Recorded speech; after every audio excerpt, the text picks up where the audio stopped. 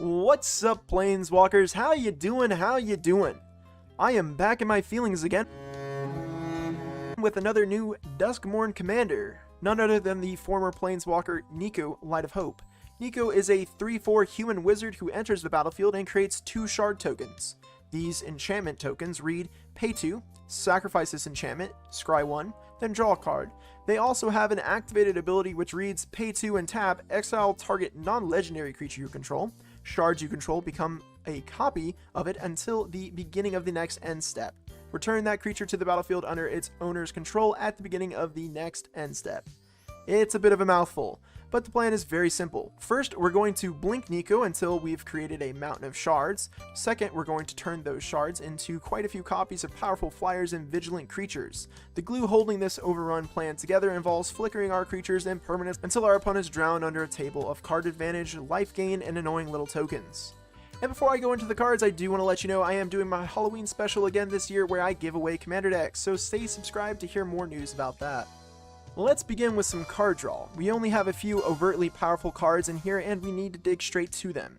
Spirited Companion, Muldrifter, and Overlord of the Flood Pits do some basic card draw. Sad Robot, Cloudblazer, and Aether Channeler give some extras like Life, Land, and Bouncing along with their cards. And Dowport Mage, Caretaker's Talent, and Entity Tracker are most synergistic with our commander's plan because, again, our commander makes enchantments. Now that we have all these cards, we'll run them out with our ramp package. Decanter of Endless Water and Thought Vessel are some plain mana rocks that also keep us from losing any cards from our hand size. Knight of the White Orchid, Archaeomancer's Map, and Patier's Seal all increase mana and land count by working with our commander. Finally, Sapphire and Pearl Medallion, along with the Ornithopter of Paradise, are just solid rocks that speed up our game plan. Before the blinking can begin, we need to clear the way with some removal like Swords to Plowshare, Path to Exile, and Stroke of Midnight for immediate problem creatures, Lorn of the Third Path, Witch Enchanter, and Generous Gift for pesky permanents, and Niko Eris, Preston the Vanisher, and Aerial Extortionist to push towards victory while shoving problems out of the way. Now that the coast is mostly clear, it's time to start generating value with a lot of blink effects. Restoration Angel, Ephemerate, Cloud Shift, Momentary Blink, Displace, and blink your creatures at instant speed. Displacer Kitten, Felidar Guardian, Ghostly Flicker, and Skull Rift all blink non-creature permanents. Soul Herder, Teleportation Circle, Conjurer's Closet, and Thassa Deep Dwelling all blink on the end step to eke out a little more value on each turn. We also have some flicker effects. Now remember this for some clarification. Blinked things return immediately and flickered things return at the next end step. Venser the Sojourner and Charming Prince will do this for your permanents and creatures respectively.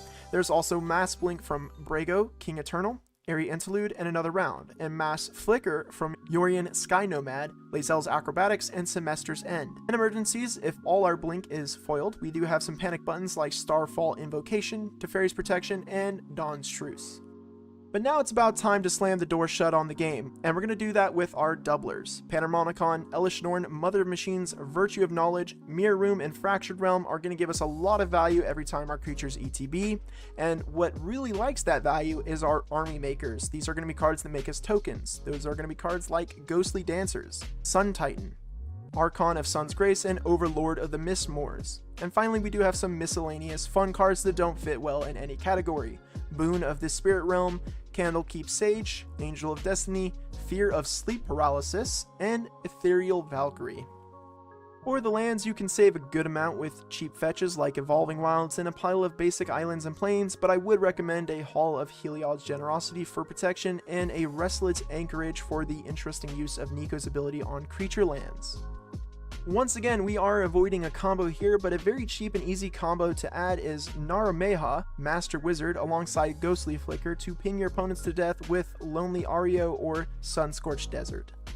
Thanks for making it this far in the video, and I hope you enjoyed my take on the classic Blink and Flicker archetype with the new Duskmourn cards. Let me know how I did or about your favorite ETB effect in the comments below. Subscribe to get updated when the next deck list drops or hear about any giveaways or events. I'll see you guys in the next video. Peace.